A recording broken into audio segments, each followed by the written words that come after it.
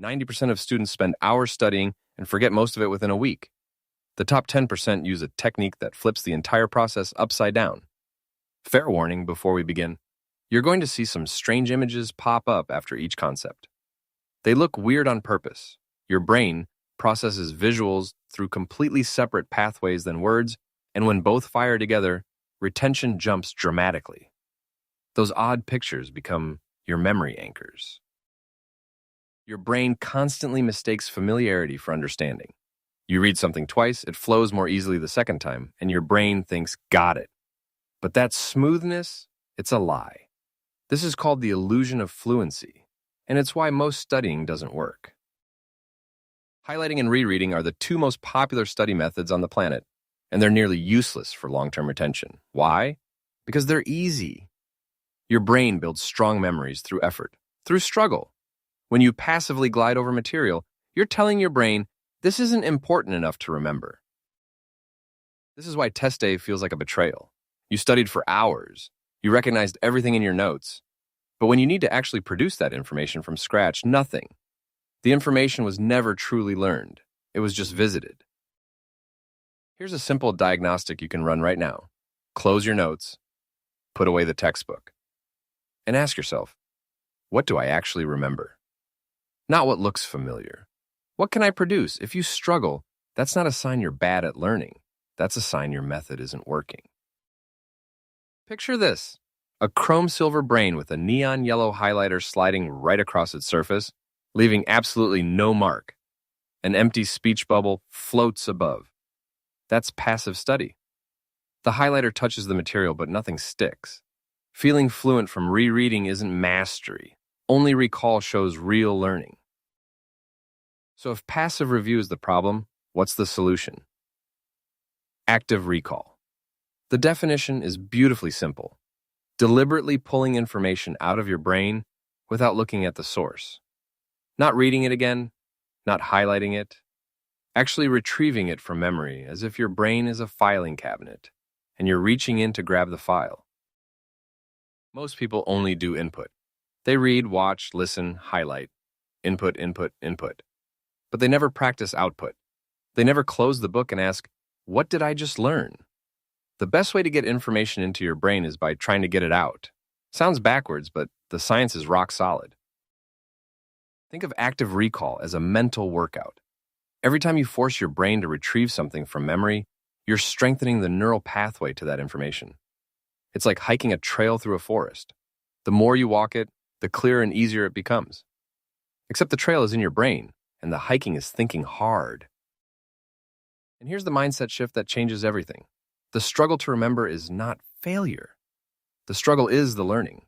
When you're sitting there trying to recall something and it feels hard, that difficulty is literally building the memory. Easy retrieval means weak learning.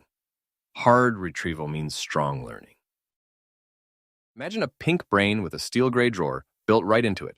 A hand reaches in and pulls out a glowing card. A bold red arrow points outward.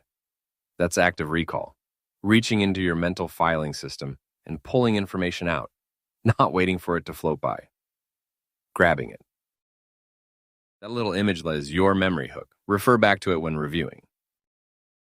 If this is clicking for you, hit subscribe. More science-backed learning strategies are coming. Scientists call this phenomenon the testing effect, and the finding is stunning.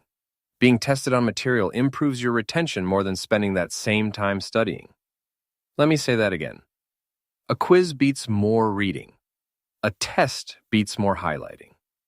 The act of retrieval is more powerful than the act of review. The landmark study comes from Roediger and Karpicke in 2006. They had students learn a passage. One group studied it 4 times. The other studied it once, then took 3 practice tests. 1 week later, the practice test group remembered 80% of the material.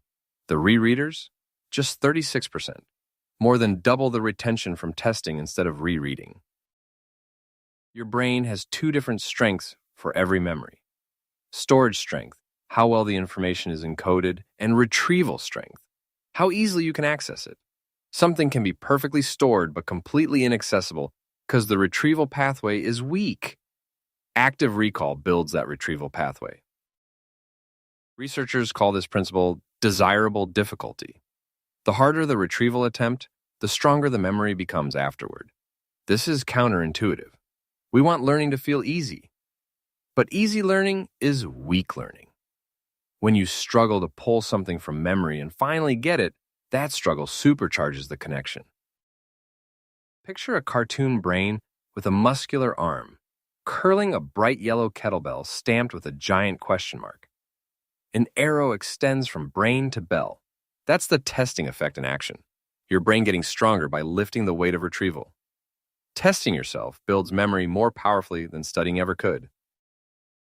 Flashcards. Simple, powerful, timeless.